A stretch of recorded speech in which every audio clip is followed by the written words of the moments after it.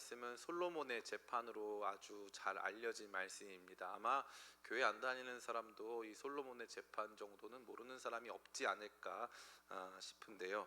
그런데 이 솔로몬의 재판이 참 흥미로운 것은 이 솔로몬이 얼마나 지혜로웠는가에 대해서 지혜롭다는 찬사는 많아요. 솔로몬 진짜 지혜로워, 솔로몬 진짜 대단해. 그런데 솔로몬이 구체적으로 어떠한 사건에서 어떠한 문제를 해결했기에 그가 엄청나게 지혜로운 사람인가를 보여주는 사건은 딱 이거 하나예요. 예전에 우리나라에 축구 선수 차범근 씨가 있었거든요. 근데 저는 사실 차범근 씨가 활동할 당시에 저도 살아 있었잖아요. 그런데 사람들이 차범근 대단하다 대단하다 얘기를 했단 말이에요. 근데 우리는 맞아, 대단해 대단해 같이 했는데 본 적이 있을까 없을까? 없어요. 그래서 사람들이 다 대단하다고만 하는 거 듣기만 했지 본 적은 없는데 최근에 유튜브 생기고 처음 봤어요. 축구하는 모습을 대단하게 잘하더라고요. 그 전까지는 몰랐어요. 솔로몬도 마찬가지예요. 뭐 전 세계에서 가장 지혜로운 사람 솔로몬, 역사상 가장 지혜로운 사람 솔로몬 얘기를 엄청나게 많이 들었죠. 근데 솔로몬이 과연 어떤 문제를 해결했길래 이렇게 똑똑하고 지혜로운 사람인가에 대해서 보여주는 사건은 딱 이거 하나예요. 딱 이거 하나. 솔로몬이 대단해서 왕들이 와서 선물을 줬다. 솔로몬이 잠언 3,000구절을 지었다. 노래를 만들었다. 솔로몬이 이런저런 문제들을 해결했다. 이러한 업적을 남겼다. 그런데 얼만큼 똑똑했느냐를 보여주는 사건은 이거 하나밖에 없어요. 다른 건 그 어떤 것도 솔로몬의 지혜를 있는 그대로 보여주는 사건은 성경에 기록되어 있지 않습니다. 너무 신기한 거예요. 그러니까 이 사건이 솔로몬 지혜의 그야말로 결정체라는 것을 말해주고 있는 거죠.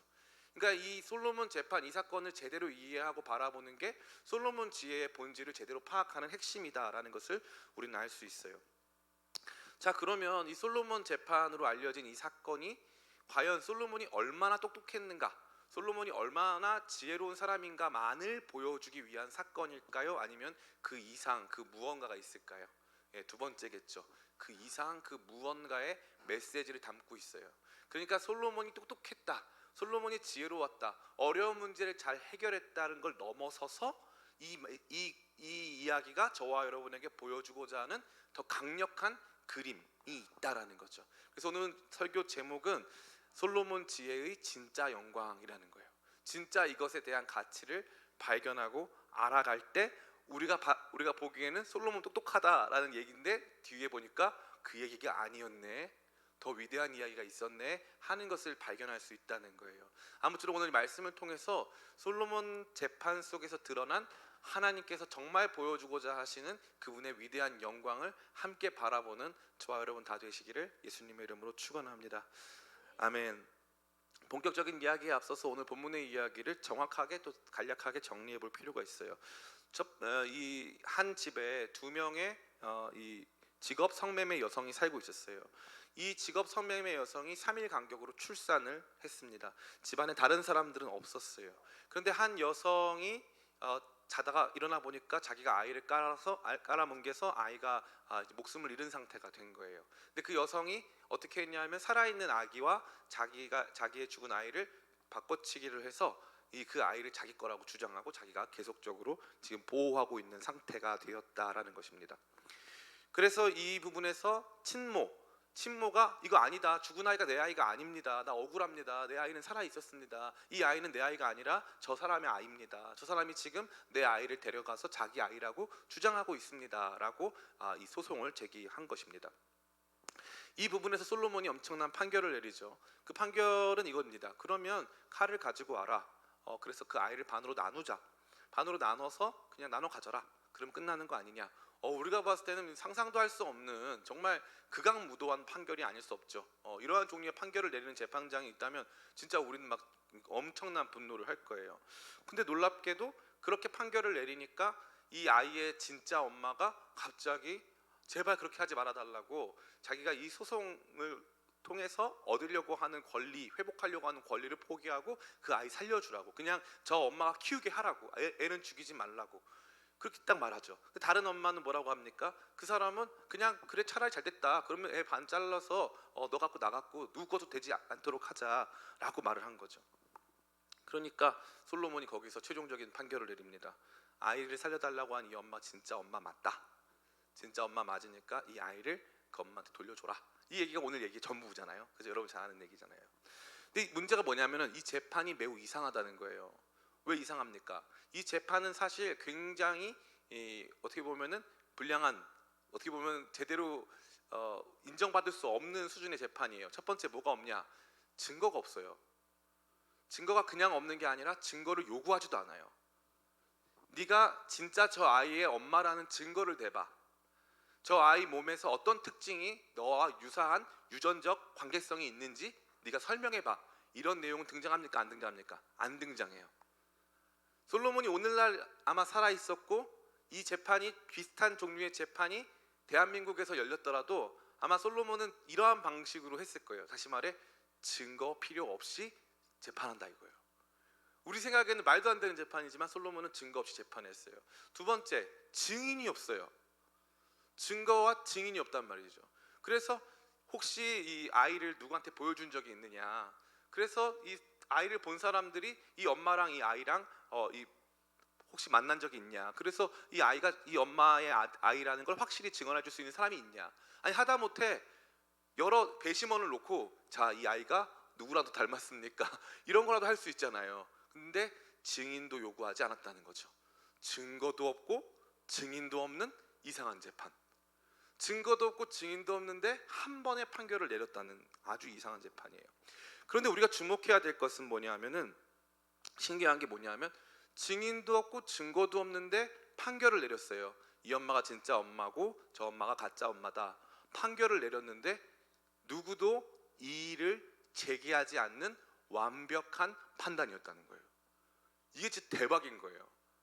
증인도 필요 없고 모든 사람을 설득시킬 수 있는, 합리적으로 설득시킬 수 있는 증거도 필요 없는, 그러나 판결 하나로 모든 사람이 그 앞에 무릎을 꿇는, 그야말로 모든 것을 꿰뚫어 보는 사람이 보여줄 수 있는 엄청난 지혜의 수준이 이 말씀 속에 담겨 있다는 거죠. 그러니까 사람들이 이 내용을 가지고 솔로몬이 이만큼 지혜롭다, 그 사람 앞에서는 증인 필요 없다, 증거 필요 없다, 사람의 내면을 그대로 꿰뚫는다, 이러한 종류의 그에 대한 칭송이 이루어진 것입니다. 그러나 저와 여러분들은 거기에 주목해선 안 돼요. 이 이야기 뒤에 담겨져 있는 중요한 세팅, 중요한 배경을 우리가 살펴봐야 할 필요가 있다는 것입니다. 솔로몬 판결 이전에 솔로몬 법정에서 이루어진 이 재판 자체에 주목할 필요가 있다는 거예요. 첫 번째, 재판 당사자들이 누굽니까? 바로 직업 성매매 여성들이었어요. 이 당시에 이스라엘에서 성매매가 합법이었을까요? 불법이었을까요? 불법입니다. 그러면 성매매를 하면은 처해지는 법이 뭘까요? 사형이에요. 근데 이 여성들이 지금 누구의 재판장 앞에 있습니까? 솔로몬의 재판장, 왕의 재판장, 프라임 코트, 최고 수준, 가장 높은 대법원 앞에 서 있다는 거예요. 마치 일반 시민이 가진 권리를 그대로 행사하듯이 이 직업 성매매 여성들이 그냥 왕 앞에서 재판을 받고 있는 거예요. 그러니까 우리가 이거 보면서 이상하다, 이 사람들 여기 있으면 안 되는 사람들인데, 이 사람들 여기 있으면 더 큰, 지금 애기 죽고 살고 문제가 아닌데, 애기는 지금 일부러 죽인 게 아니잖아요. 과실에 의하여서 목숨을 잃은 거니까 지금 이거는 어마어마한 범죄 상황은 아니에요, 사실. 그런데 지금 이 여성들의 존재가 죄인이에요. 그래서 이 법정에 쓸 수 있어요, 없어요? 없어요. 근데 이 법정에 이 사람들이 서 있네요. 두 번째로, 이 자격 없는 사람들이 이 법정에 서 있는데, 이 자격 없는 사람들이 가지고 온 케이스, 이 사건 역시 그다지 대수롭지 않다는 거예요. 오늘날은 우리가 무슨 유아나 어린이들의 인권을 존중하고 그 아이들의 영아 사망 비율이 현저히 낮기 때문에 아이들이 다 소중한 시대니까 이게 굉장히 중요한 이야기처럼 들릴 수 있어요. 그러나 이 당시를 넘어서 로마 시대도 갈 거 없어요. 산업화 시대까지만 하더라도, 산업혁명 시대까지만 하더라도 영아 사망률과 영아 유기율이 굉장히 높았어요. 아이를 낙태하는 게 아니라 태어난 아이를 그냥 갖다 버리는 경우가 비일비재했다 이 말이에요. 비일비재했다. 그런데 심지어 성매매 여성들이 출산을 했는데, 그럼 이 아이 아빠가 누구인지 특정이 될까 안 될까? 안 됩니다. 아이 아빠가 누군지를 모르는 아이들이에요. 그럼 이 아이들이 귀할까 안 귀할까? 안 귀하죠. 엄마는 성매매 여성이고 아빠가 누군지를 모르는데 이 아이들은 가치가 없는 아이들이에요. 그 당시 사람들의 기준으로 봤을 때 우리가 봤을 때는 정말 아름다운 장면이다. 아마 고대인들이 이 성경을 읽었을 땐 굉장히 불필요한 사건이다. 이게 뭐 그렇게 중요한 문제인가? 아이는 또 낳으면 됐지. 아이가 이렇게 많은데 이게 무슨 상관인가? 그리고 이 성매매 여성들에게 있어서 이 아이는 중요한 존재일까요? 거추장스러운 존재일까요? 거추장스러운 존재예요. 자기들은 이 아이로 말미암아 더 이상 이 일을 못할 수도 있는 거예요. 그러니까 이 아이 한 명, 두 명 죽은 것도 아니고 한 명은 살았잖아요. 아이 하나 죽은 문제 가지고 지금 누구 앞에 와 있다? 솔로몬의 재판정, 프라임 코트, 대법원에 와 있는 거예요. 대법원에. 자격 없는 사람들이 별 대수롭지도 않은 일을 가지고 솔로몬의 재판정 앞에 서 있다라고 하는 이 세팅 자체가 솔로몬의 지혜 이전에 우리가 주목해야 될 내용이라는 거예요. 이게 정말 중요한 포인트예요. 많은 사람들이 이 부분을 간과하죠. 흥미롭습니다. 세 번째 무엇입니까? 아까 제가 말씀드린 바와 같죠. 이게 바로 솔로몬의 지혜가 어떠한 것인가를 보여주는 유일한 사건이라는 거예요. 이 사건이 직업 성매매 여성들 사이에서 일어난 이 양육권도 아니에요. 이 아이에 대한 이 소유권에 대한 이 분쟁 사례, 이게 솔로몬이 해결했는데 이거 하나가 솔로몬의 지혜를 보여주는 사건이라는 거예요. 딱 하나. 그리고 이게 솔로몬 통치 초반에 보여주는 내용입니까? 통치 말기에 보여주는 내용입니까? 통치 초반에 보여주죠. 아직 제대로 된 통치 시작도 안 했어요. 솔로몬 통치의 시작과 더불어서 처음 보여주는 사건이 바로 이 사건이에요. 그러니까 이 사건이 중요했을까 안 중요했을까? 중요한 거예요. 누구에게? 저와 여러분에게. 솔로몬 얼마나 똑똑하냐가 중요한 문제가 아니에요. 솔로몬은 어떤 왕이어야 했는가? 솔로몬의 통치는 어떠해야 했는가? 솔로몬이라고 하는 한 사람이 보여줘야 하는 그의 통치의 아름다움, 그의 통치의 가치는 어디로부터 출발하는가를 보여주는 너무나 위대한 사건이 이 솔로몬 재판의 사건이라 이거예요. 많은 사람들이 이걸 간과하죠. 야, 신기하다. 증인도 없이 증거도 없이 판결 내렸는데 모든 사람이 굴복하네. 엄청 대단한 사람이다.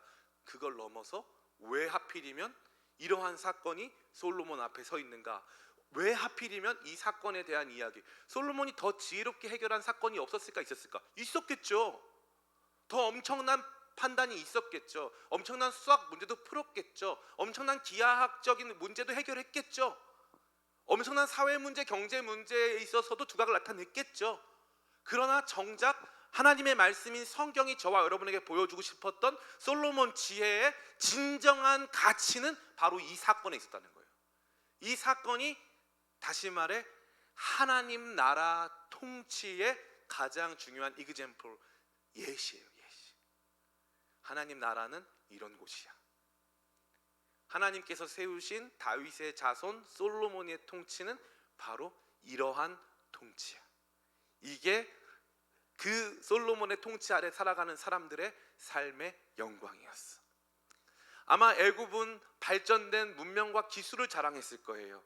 그 당시에 바벨론이나 아수르는 강력한 군사 문명, 특별히 아스리아는 철기 문명 아닙니까? 철기 문명이니까 엄청나게 발전된 이 무기 체계를 보여줬을 거예요. 그런데 하나님께서 하나님 백성 이스라엘에게 원하셨던 그 나라의 영광은 그 나라에서 어떠한 재판이 이루어지는가? 그 나라에서 누가 그 나라의 통치를 실제로 경험하며 살고 있는가에 놓여져 있다는 거죠. 이게 저와 여러분들의 무릎을 치게 하는 것이고 우리의 삶에 어마어마한 메시지를 주는 것입니다. 자, 그렇습니다. 솔로몬 재판은 하나님 통치가 어떠한 것인가를 보여준다 그랬어요. 자, 그것을 제대로 알기 위해 첫 번째는 무엇입니까? 솔로몬이 하나님 나라의 왕 대신 다윗의 자손 예수 그리스도와 얼마나 닮아 있는가를 우리가 생각해 볼 필요가 있습니다. 그의 이름은 무엇입니까? 솔로몬이죠. 솔로몬. 우리가 이 평안, 우리가 잘 아는 히브리어가 많이 없잖아요. 여러분 아는 히브리어 뭐가 있습니까? 우리 제식이 아는 히브리어. 네, 히브리. 아무 말이나 히브리네요. 네. 네. 그 뭐 할렐루야도 있고 헷세도 그렇죠. 헷세도 있잖아요. 근데 왜 아까 히브리라 그랬어요? 아 그랬구나. 근데 뒷말이 잘 안 들려가지고 죄송합니다. 제가 사과할게요. 예. 잘못 들어가지고 그랬어. 솔로몬은 이제 시읒, 리을, 미음 초성이 돼 있죠. 시읒, 리을, 미음. 그래가지고 히브리어는 읽을 때 이 모음이 원래 없어요. 그래서 이 초성을 가지고 이 초성이 문장에 어디에 있는가를 보고 문맥에 따라서 갖다 붙여서 읽는 거예요. 그래서 이거를 샬롬이라고 읽을 수도 있고, 샬롬 하면은 시우 뒤에 샤 붙고 야 붙고, 그만할게요. 샬롬이라고 읽을 수도 있고 솔로몬이라고 읽을 수 있어요. 근데 글자는 어떻다? 똑같다. 왜냐하면은 모음이 없으니까 초성만 나오니까 똑같아요. 그래서 솔로몬이라는 이름은 그 자체로 평안이라는 뜻이에요. 그러니까 솔로몬은 예루살렘에서 다스리는 다윗의 자손 평강의 왕이란 뜻이죠. 그래서 솔로몬은 평강의 왕이에요. 또한 그는 앞서 말씀드린 대로 다윗의 친아들이죠. 그래서 다윗의 자손이에요. 세 번째로 그는 지혜의 왕이죠. 이 솔로몬 통치의 특징은 그가 지혜자였다는 사실이에요. 그렇기 때문에 그는 지혜의 왕입니다. 근데 이 지혜의 왕, 평강의 아들, 예루살렘 왕, 다윗의 자손, 이 누구한테 붙여지는 이름이에요? 바로 예수님께 붙여지는 이름이죠.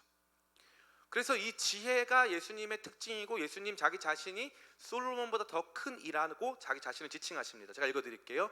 누가복음 11장 31절입니다.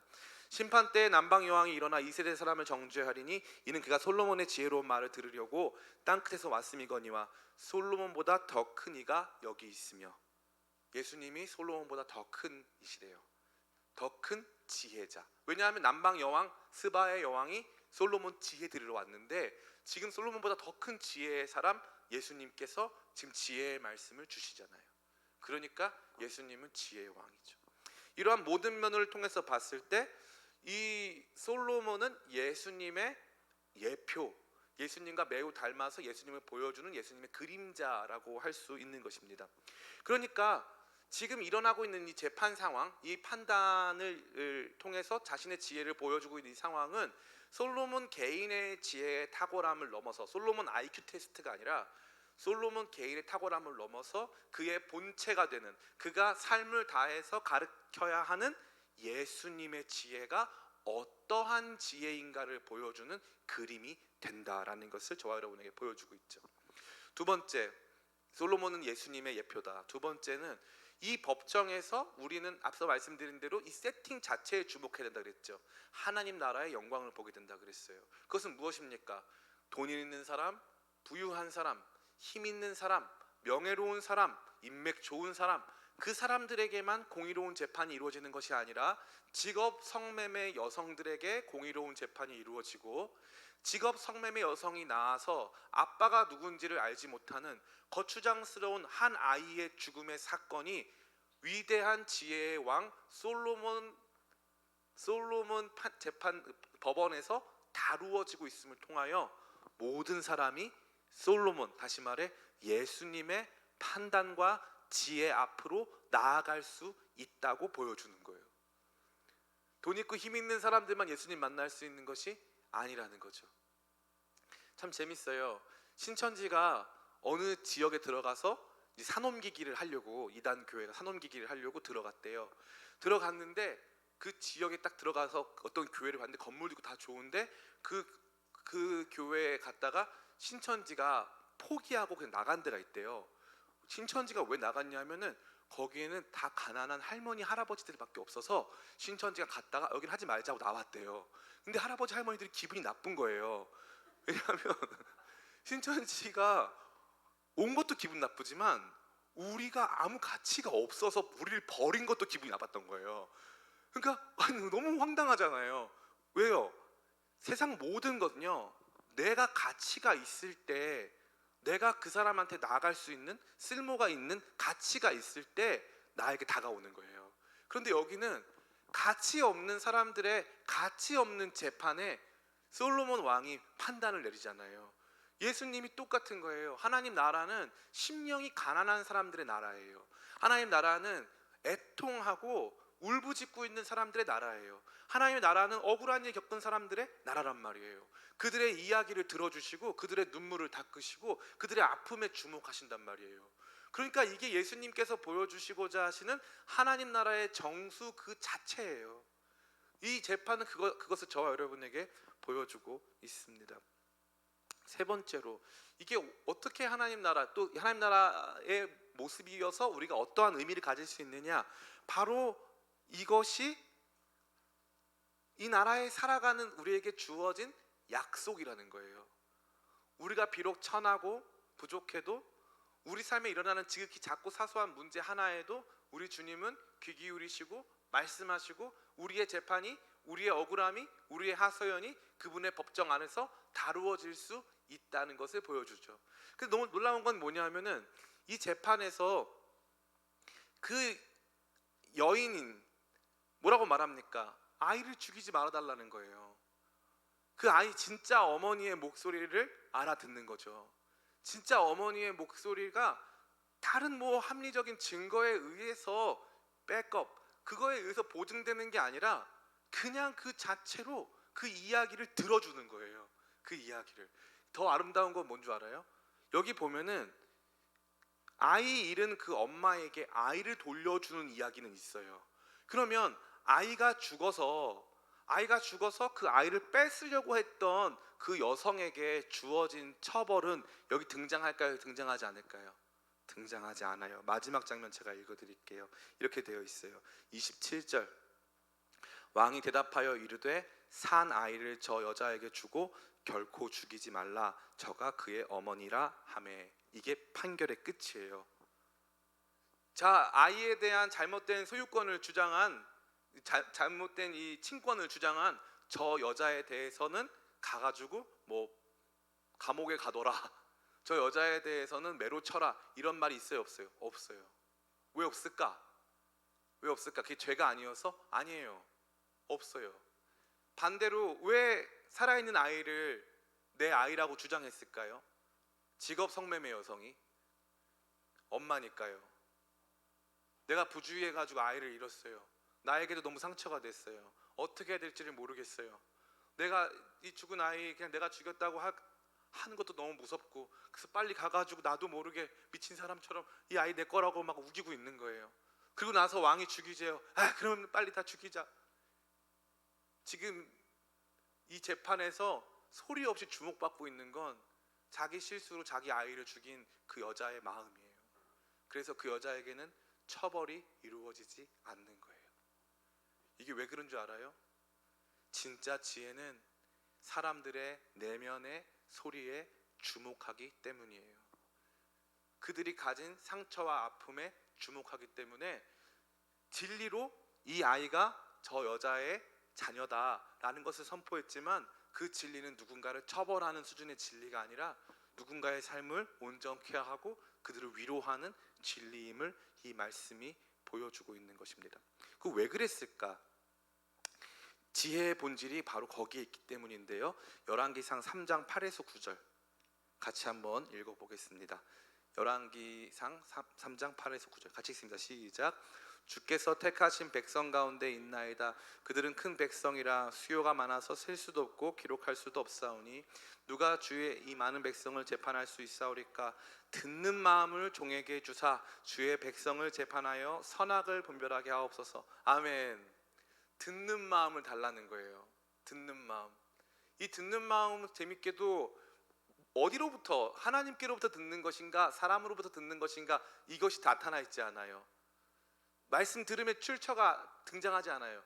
단순히 하늘로부터 받은 계시에 의하여 기도해 봤더니 이 아이가 너 아이가 맞아 라는 계시에 의해서 판단하겠다는 거 아니에요. 사람들 내면에 있는 진짜 소리를 판단하여 듣고 분별하게 해달라는 거예요. 그래서 솔로몬이 하나님 앞에서 건강하게 살아갈 때 그가 보여주는 제일 중요한 모습은 듣는 마음이에요. 그들의 내면을 듣는 마음. 직업 성매매 여성들도 그들이 직업 성매매 여성들이기 때문에 그들을 굉장히 낮게 취급하는 게 아니라 한 아이의 엄마로 들어주겠다 이거예요. 너무 기가 막히지 않아요? 지금 그래서 아이를 깔아뭉개서 목숨을 잃게 한 그 여성도 일부러 아이를 죽인 게 아니잖아요. 그 여성도 그의 음성을 들어주겠다 이 말이에요. 이 말은 뭔 줄 알아요? 우리의 기도를 우리 주님께서 들으시겠다는 거예요. 들으시겠다. 이제 말씀을 마칩니다. 너무 감사하죠. 할렐루야죠. 내가 정말 노력 많이 했어요. 재미 포기하고 설교 시간 낮춰야 된다 이거. 그렇지 않으면 우리 교회 부흥은 없다라는 어떤 이런 확신을 가지고 이 부분을 김지현 목사님도 정말 많이 함께 공감했으면 좋겠는데요. 우리 설교 시간을 줄이고 정말 깎아내면서 담임 목사 저렇게 수고하고 있구나. 깎아내면서 이제 말씀 시간을 우리가 30분대로 낮춰야 우리 교회 부흥이 있다. 이런 소망이 있습니다. 이제 말씀 다 마치려고 합니다. 제가 이 말씀 왜 드리냐면 우리가 이제 마가복음 공동체 읽기 시작했잖아요. 우리가 성경 말씀을 제대로 안 읽기 시작하면서부터 설교에 대한 이해도가 낮아져요. 설교에 대한 이해도가 낮아지면서부터 진리의 말씀의 영광이 드러나지 않아요. 그러니까 저는 여러분들이 이 성경 말씀이 여러분이 생각하는 그 이상의 메시지를 담고 있다는 것을 정말 보여주고 싶었고, 뿐만 아니라 우리가 앞으로 같이 공동체 읽기를 통해서 읽으려고 하는 마가복음이 우리가 생각했을 때는 굉장히 이 템포가 빠른 복음서거든요. 템포가 빠른 복음서인데 어느 지점에 어느 사건에 어느 말씀에 이르러서는 다른 복음서보다 특정 사건이나 말씀을 길게 다루어주는 경향이 있어요. 그래서 그 말씀, 마가복음 말씀이 마치 이 솔로몬 재판처럼 굉장히 함축적이고 어찌 보면 신비로운 말씀을 많이 증거해주고 있습니다. 그래서 이 말씀을 같이 오늘 우리가 읽어나가면서 앞으로 공동체적으로 같이 읽어나갈 마가복음 말씀을 더 잘 한번 이해해보자, 이런 취지에서 오늘 이 말씀 준비했어요. 또 뿐만 아니라 마가복음이 예수님의 사역을 다루어주고 있잖아요. 그래서 마가복음은 예수님의 종으로서의 정체성을 보여주거든요. 우리를 섬기려고 이 땅에 오신 예수님, 하나님 나라 왕, 하나님 나라의 통치자이신데 우리를 섬기려고 오셔서 우리의 가장 낮은 곳을 향해서 다가오시는 그 예수님에 대한 이야기가 펼쳐져 있는 거예요. 그게 바로 하나님 나라의 이야기예요. 전 여러분들이 이 이야기에 주목했으면 좋겠어요. 뿐만 아니라 이 하나님 나라 이야기가 저와 여러분의 삶의 직장, 가정, 여러분의 성장, 여러분의 삶과 죽음 모든 것에 아주 긴밀히 연결되어 있어요. 그러니까 내가 하나님 나라와 연결된 사람이라면, 내가 그분의 그러한 통치 가운데 나아가는 사람이라면, 내가 다스리고 통치하고 내가 하나님께서 주신 권한을 통하여서 이 만들어가는 세상은 예수님의 통치가 실현되어야 한다는 거예요. 어렵지만 힘들지만 우리가 이 꿈을 가지고 살아간다는 거죠. 우리는 하나님 나라의 대리자, 하나님 나라 통치의 이 땅에서 보여준 하나님 나라 통치의 디스플레이예요. 우리를 통해서 사람들은 하나님 나라를 보는 거예요. 이게 너무나 중요한 거죠. 최근에 층간 소음 문제로 이제 어느 이 아파트에서 문제가 발생했어요. 윗집에서 자기들이 봐도 자기 애들이 너무 뛰어가지고 이제 이 밑에 계신 이제 어르신들한테 큰 피해를 입힐 것 같아가지고 거기다가 이제 편지를 쓴 거예요. 어르신 너무 죄송하다고, 저희가 애들이 너무 뛰어가지고. 그랬더니 그 어르신들이 다시 편지와 이 현금을 가지고 이 위층에다 갖다 붙여놓으면서 한참 뛸 나이니까 이거 가지고 맛있는 거 사 먹고 더 열심히 뛰라고.